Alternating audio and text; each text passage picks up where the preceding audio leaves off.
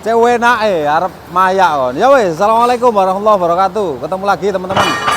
Udah lama ndak bikin video ya, dan di video kali ini saya akan tunjukkan ada proses pengelasan untuk pembuatan WPS disimilar. Apa itu disimilar? Kalau WPS pada umumnya kan similar ya, materialnya sama dengan berbagai posisi, ada 2G, 3G, 4G, 6G dan F segala macam itu. Nah, WPS kali ini kita bikin disimilar untuk itu plat grade A dengan stainless steel.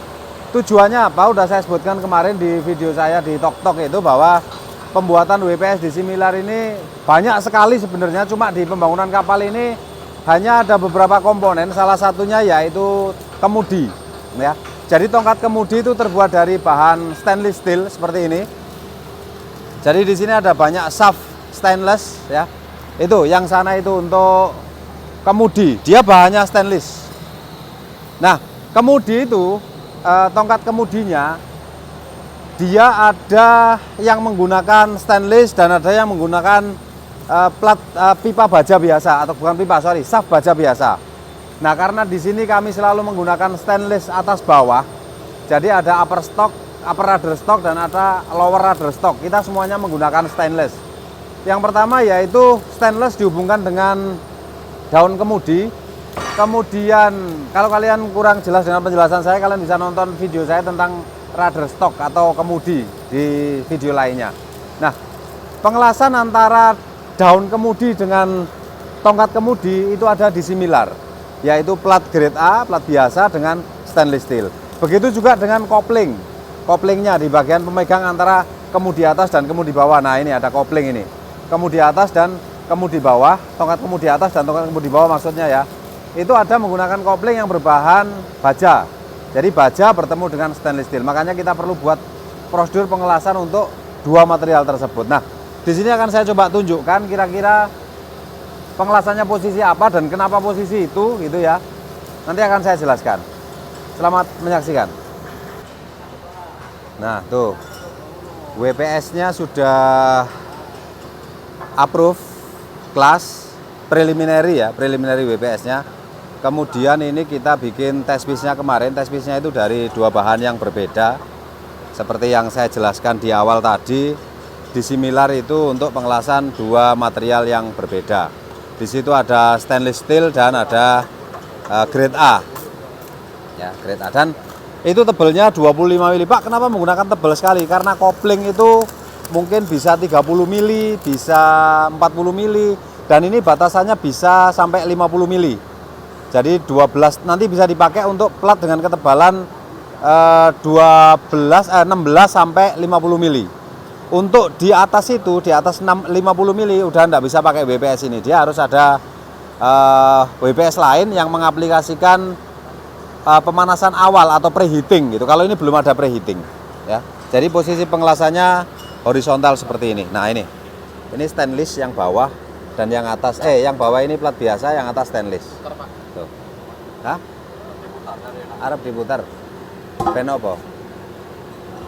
Iki cuaan jane, engko penembusane ben anu. Oh, gak sih. Wong dhek double kok.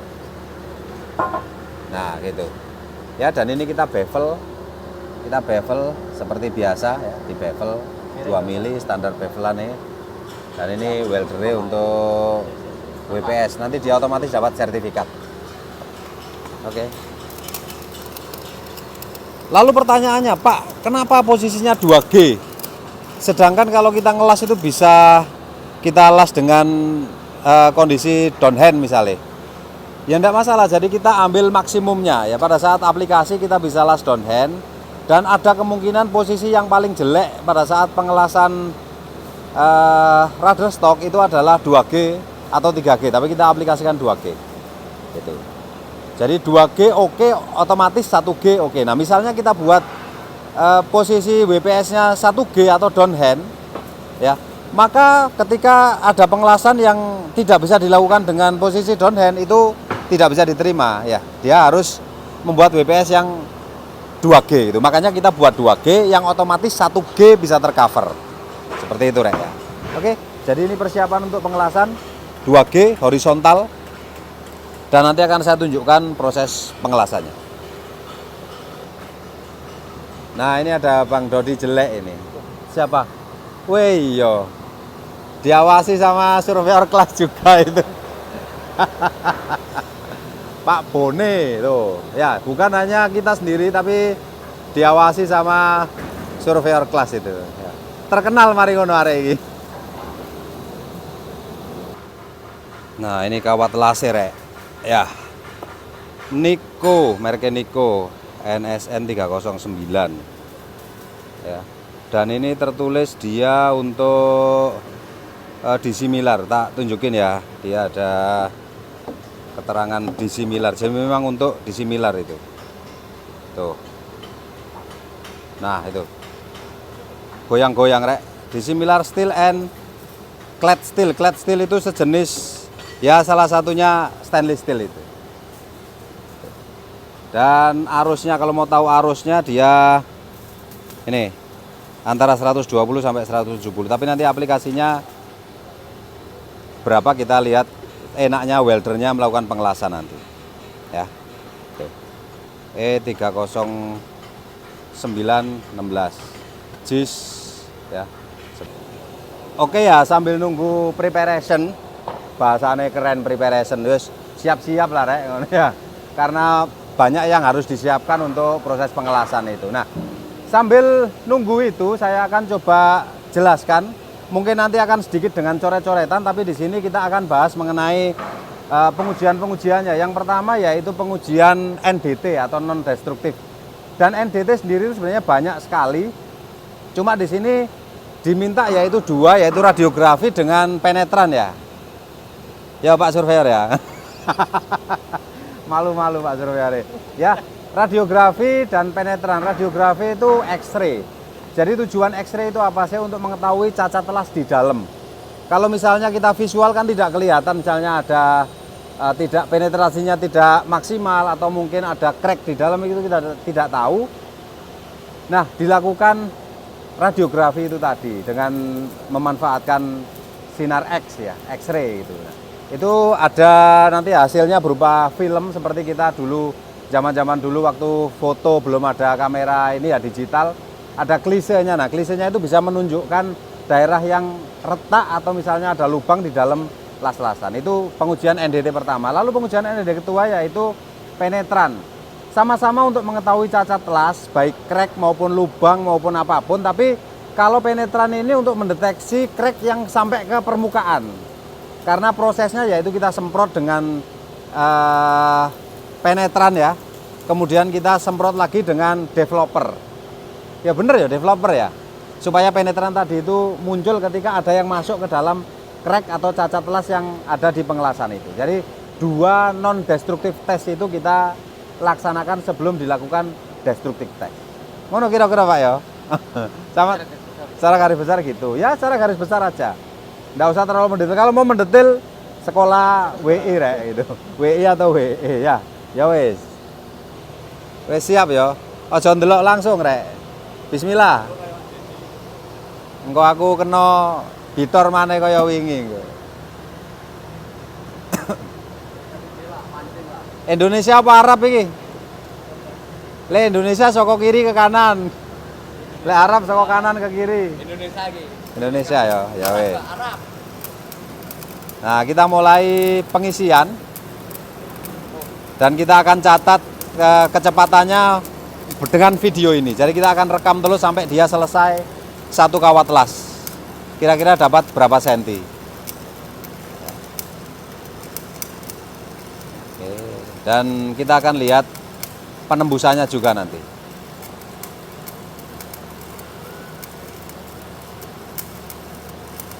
Oke, 52 detik. Tapi belum 52 sebenarnya, karena kita mulai. Dan itu Pak Surveyor juga jalan-jalan. Dia tidak ngawasi pengelasan langsung, tapi nanti dia akan melihat hasilnya sambil itu ngontrol ampere di trafonya. Oke, belum selesai.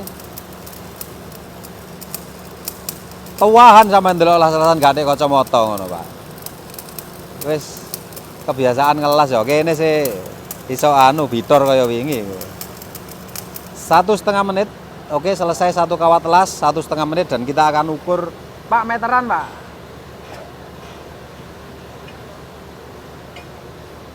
Meteran Pak, hasil lasnya kita ukur Pak. Oleh pirang senti Pak. Nah itu Pak. Ini tembus ini Pak. Tembus ya. Pirang senti Pak.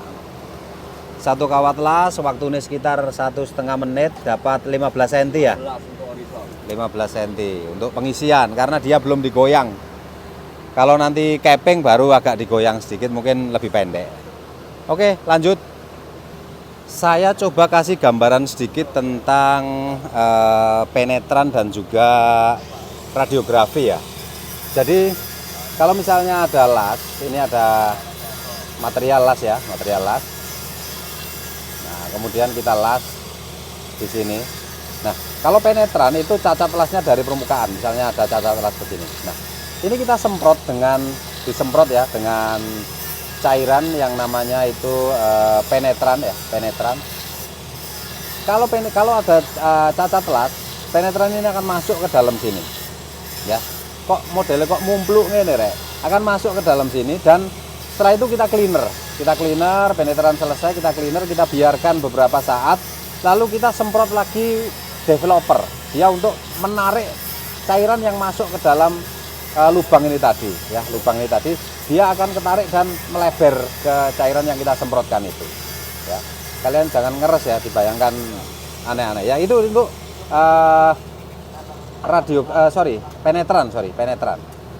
penetran tes. Lalu untuk radiografi, jadi sama.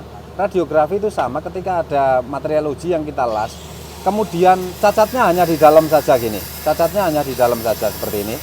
Nah, dia itu di X-ray dengan dikasih semacam kaca film di sini, lalu ditembak dari sebelah sini.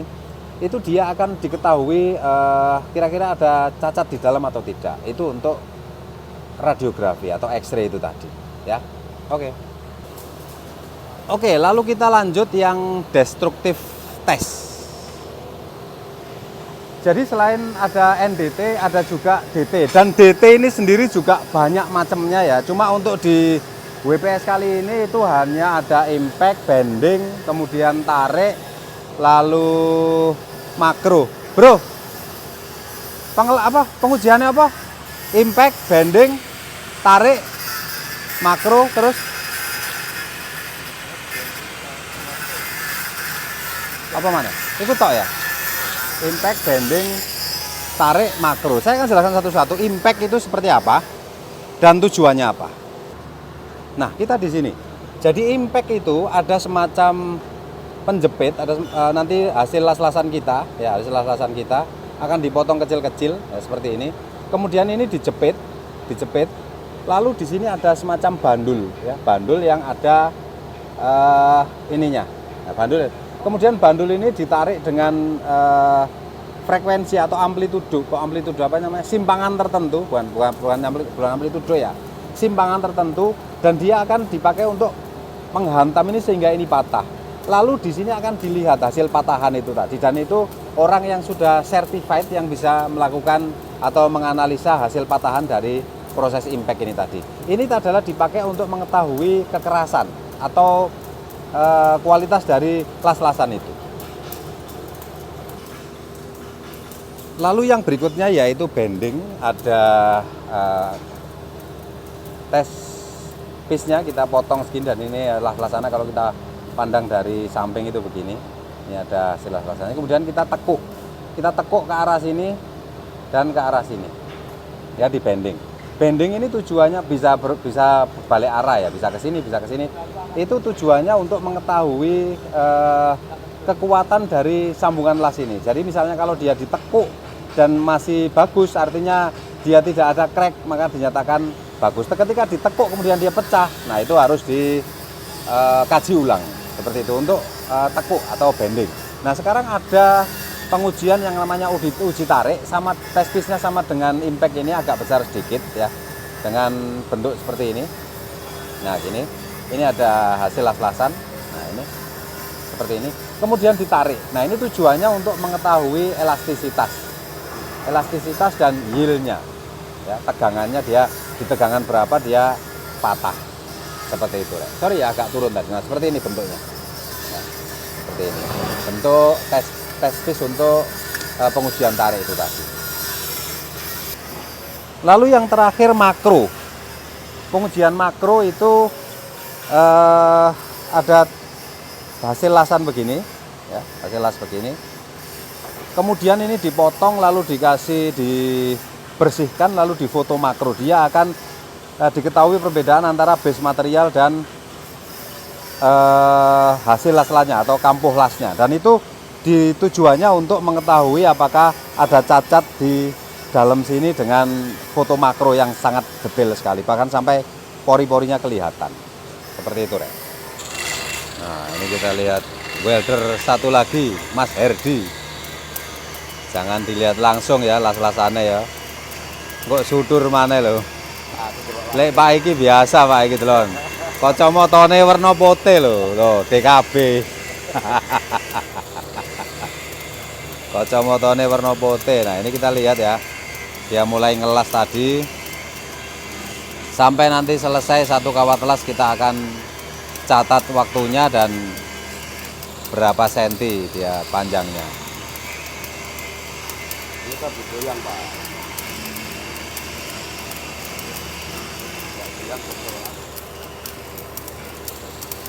Oke, Mas Herdi namanya.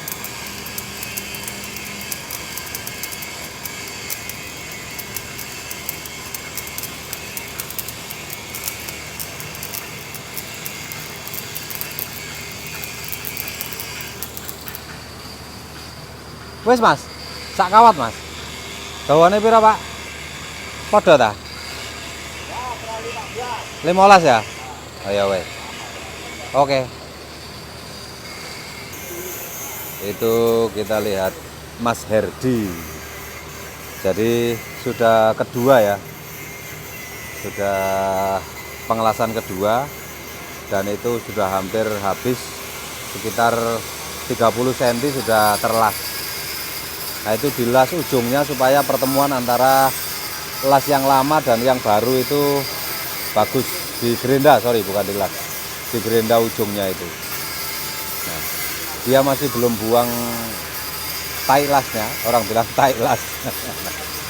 Nah, dia bersihkan depannya, baru dia akan sambung lagi pengelasan di ujungnya sampai selesai. Dan kita akan lihat penembusannya juga dari belakang.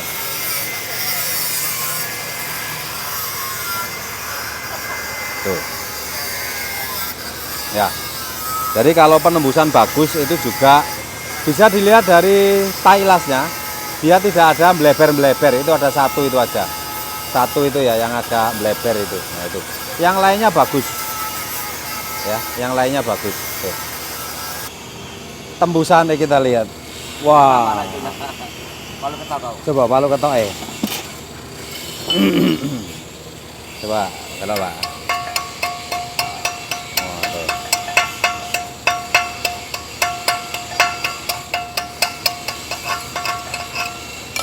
Ya saka anune lho ya. Jos kan. Saka kau taek lase kuwi lho apik, Pak. Iya. Ya wes. Sip. Nah, mungkin itu saja ya video kali ini. Dan itu tadi sudah saya tunjukkan sedang proses pengelasan ya. Nanti kita akan las semuanya sampai selesai, bolak-balik, dan kemudian kita akan bawa ke Surabaya untuk dilakukan pengujian. Dan itu tadi ada satu syarat lagi dari surveyor kelas bahwa harus diuji tarik di test piece sepanjang 30 cm itu.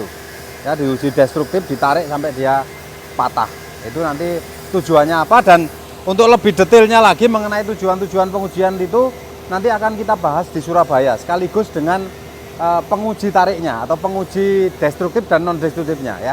Nanti akan ketemu dengan para penguji di lab tersebut dan kita akan coba buat video di sana. Saya akan coba tanya ke mereka supaya penjelasannya lebih detail, karena terus terang pengelasan ini hanya seorang WI dan WE yang paham betul. Kita hanya paham di luar-luarnya saja lah ya, karena saya lebih fokus ke itu.